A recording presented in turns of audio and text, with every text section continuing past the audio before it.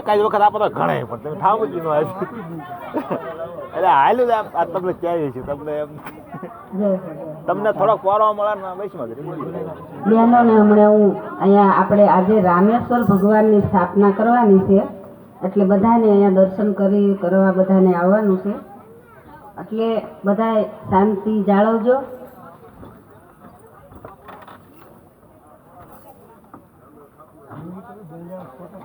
આપણે પ્રત્યક્ષ માટીના ભગવાન શિવને રામેશ્વર ભગવાનને અહીંયા બનાવવાના છે, લિંગ બનાવવાનું છે માટીના.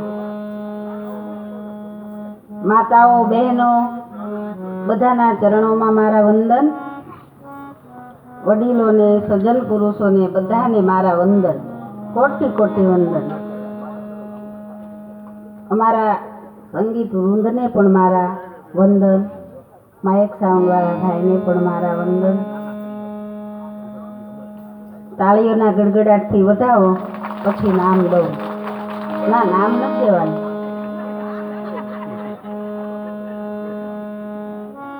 આપણે પોથીનો ચડાવો 1351 રૂપિયાનો હતો.